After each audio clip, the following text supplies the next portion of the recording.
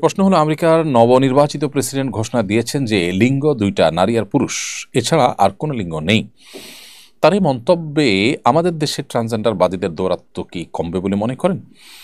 সুন্দর প্রশ্ন। দেখুন, আমেরিকার নবনির্বাচিত প্রেসিডেন্টের অনেক বিষয়ের সাথে আমাদের মুসলমানরা আমরা ভিন্নমত পোষণ করলেও তার এই কথাটাকে আমরা দারুণভাবে সমর্থন করি এবং এটিকে যুগান্তকারী বলে আমরা মনে করি।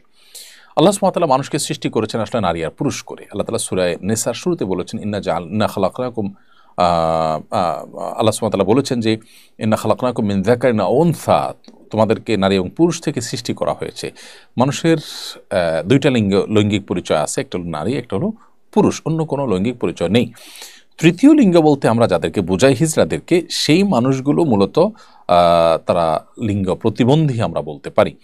তাদের শরীরে বায়োলজিক্যালি এবং তাদের ফিজিক্যালি যদি তারা নারীত্বের দিকে তাদের ঝোঁক বেশি থাকে বা প্রবল টান থাকে, বা তাদের দেহে তাদের মানসিকতা এবং জিনগতভাবে নারীত্বের দিকটা প্রবল থাকলে তাদেরকে নারী ধরে ট্রিট করা হবে এবং তাদের যেটুকু পুরুষত্বের ভাব তাদের মধ্যে আছে সেগুলো ট্রিটমেন্ট করতে হবে, কাউন্সেলিং করতে হবে, ইত্যাদি উপায়ে তাদেরকে সুস্থ করে তুলতে হবে। এটি হলো ইসলামের নির্দেশ না।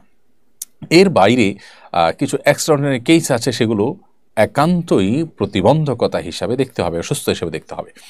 আজ সে অসুস্থতাটাকেই সমাজে প্রতিষ্ঠা করবার অপচেষ্টা চলছে এবং এটার জন্য নানাবিধ ষড়যন্ত্র গোটা বিশ্বব্যাপী চলছে। এখন কেউ বলতে পারেন এটা করে লাভ কী? লাভ হলো সমকামিতাকে প্রতিষ্ঠা করা। শয়তানের একটা বড় চক্রান্ত হলো পৃথিবীতে আল্লাহর সৃষ্টিতে ব্যাপক পরিবর্তন আনা, সমকামিতার মতো জঘন্য নোংরামিকে সমাজে প্রতিষ্ঠা করা।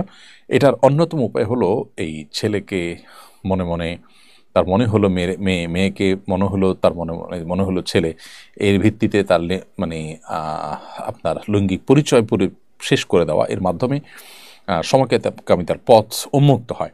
একজন ছেলে যখন নিজেকে মেয়ে মনে করেন তখন তিনি আরেকজন ছেলের সাথে বিবাহ বসেন, অথচ তিনি আগে থেকেই ছেলে। তাহলে ছেলে সমান ছেলে, তাতে কী দাঁড়ালো? সমকামিতাই হলো।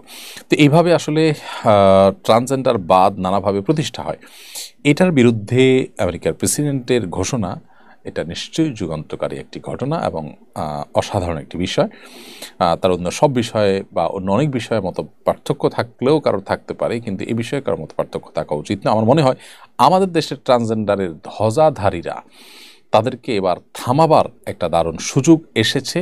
তাদেরকে থামাতে হবে আমাদের, এবং তারা আমাদের এই সমাজকে নষ্ট করার যে চক্রান্তে লিপ্ত, সেটার বিরুদ্ধে আমাদের কথা বলতে হবে।